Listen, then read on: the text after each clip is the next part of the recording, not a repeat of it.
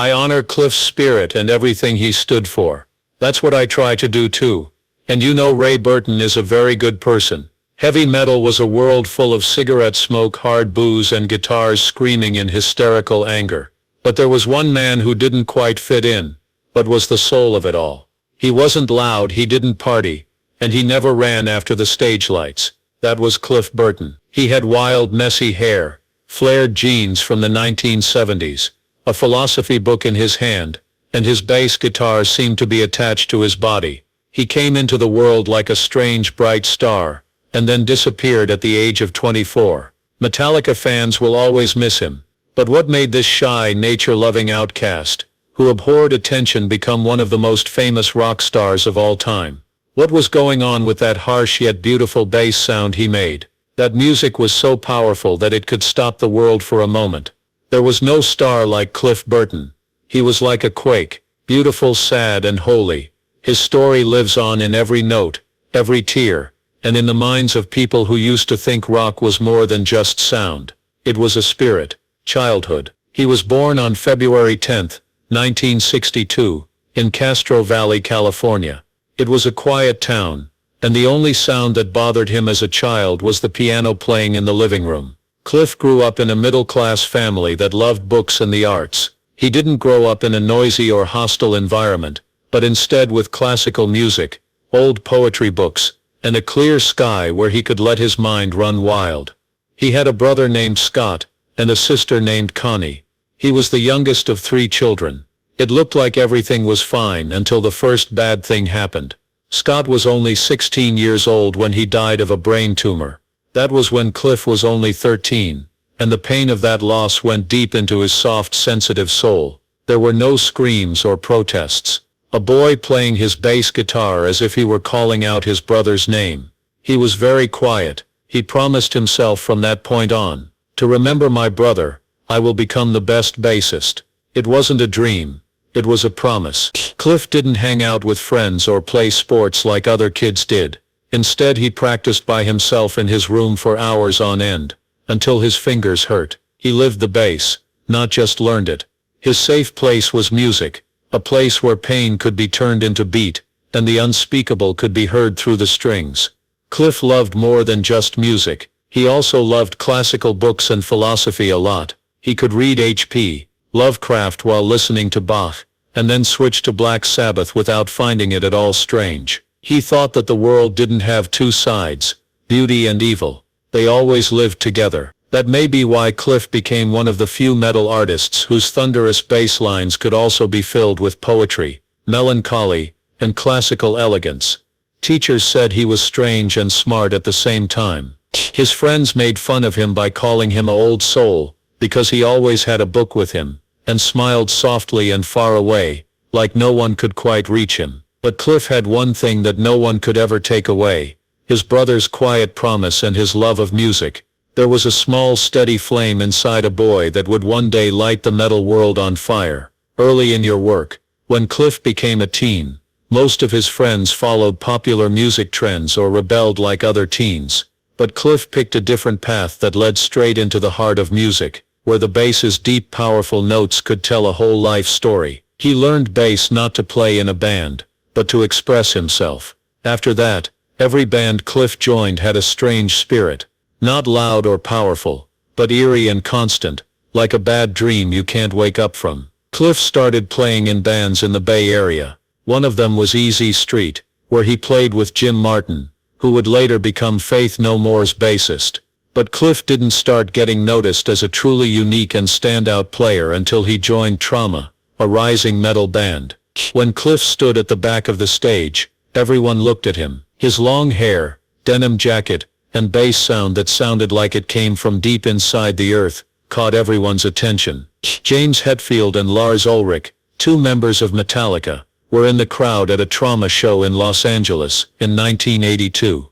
They were tired and disappointed until Cliff's bass roared through the venue. They had never heard anything like it before. A bass solo played on a wah-wah pedal that sounds distorted like a guitar, but is still musically stable and very deep, waking up the whole room. Cliff did more than just play the bass. He made it sound like a soul screaming. Soon after meeting Cliff, James and Lars knew they had to get him into Metallica. But Cliff wasn't in a hurry. He had a good life in San Francisco, where he had friends, family, and the music scene he loved. Back then, Metallica was based in Los Angeles, which Cliff had once called fake and soulless, so Cliff made an unthinkable claim. "If you move the band to the Bay Area, I'll join." That was a surprise to everyone in Metallica. But in the end, they agreed, and that choice changed the band's future for good. Cliff joined Metallica, for real, at the end of 1982. After that, the band wasn't just a bunch of young people putting together Anglo-American heavy metal songs. They became more thoughtful, philosophical, and artistic when Cliff joined the band. This made them stand out from all the other bands of the time. Cliff didn't say much, but every arrangement and musical idea he gave the group made them rethink how they were making music. Though Cliff Burton never tried to stand out, the way he held his bass like a whispered prayer made him so quiet that people couldn't take their eyes off of him. A job that goes well. Something changed when Cliff Burton joined Metallica. Not by making big claims or flashy moves, but by being there, and being strong in a quiet way. The rest of the band was still going strong with the raw, angry energy of punk and thrash, but Cliff stepped in like he was from another world. He brought with him classical knowledge, the soul of a poet, and a bass guitar that he played like it was an extension of his own heart. Metallica's powerful first album, Kill 'Em All, came out in 1983. For Cliff, it was the first time he brought the bass out of the background and into the spotlight. Anesthesia, Pulling Teeth, wasn't just a one-man show. It was a beginning, a personal statement. "This is me and the way I tell stories." Cliff used wah-wah pedals, distortion, and tapping to turn the bass into a lead instrument that screamed and whispered in a way that was both wild and soft. Other bands used the bass as background music. At the time, no one else in metal was brave enough to do that. With just one track, they changed the way people thought about bass. But Cliff brought more than just skill. With 1984's Ride the Lightning, he started to shape Metallica's sound by using a deep spiritual mind. He thought that Cliff didn't just play, but also offered structures, harmonies, and emotional arcs. Songs like Fade to Black, Creeping Death, and For Whom the Bell Tolls didn't just have the weight of metal in them, they had soul. For Whom the Bell Tolls, the bass intro, which was often confused for guitar, sounded like a death knell, and pulled people into a dark, empty world. Someone who saw music as a spiritual form did this out of gut, not because they were creative. Cliff got ideas from reading, especially Hemingway. Life, death, and war were used as themes in dark, moody music, which was something no one else in metal was doing at the time. Cliff did more than just improve Metallica's songs. It became more painful, emotional, deep, and full of layers because of him. It happened all at once, and in silence, like a stream soaking into the ground, and changing the whole environment above. The next record, Master of Puppets, came out in 1986. It was Cliff's best work to date, and it would be his last full album. It wasn't just Metallica's best work, it was also one of the best metal records ever. Deep in the midst of its rage and darkness, Cliff's heart beat fastest in the instrumental Orion, a song that spoke volumes without words. From the loud beginning that sounded like stars crashing together to the painful middle, where Cliff's bass played like a lost soul looking for home. It was like he knew this was his last chance to say everything he had been meaning to say. James Hetfield once said that Orion could tell you everything you need to know about Cliff. You can hear the pain, the loneliness, the pride, and the desire to break free in every bass line, pause and rumble, from an artist who never really fit in with this world, but left one of the greatest marks on it. While Metallica got closer to economic success by opening for Ozzy Osbourne, getting great reviews, and having fans all over Europe, Cliff stayed the same, quiet. He wasn't interested in fame or money. He read books behind the scenes. During tours, he wrote letters to his girlfriend by hand.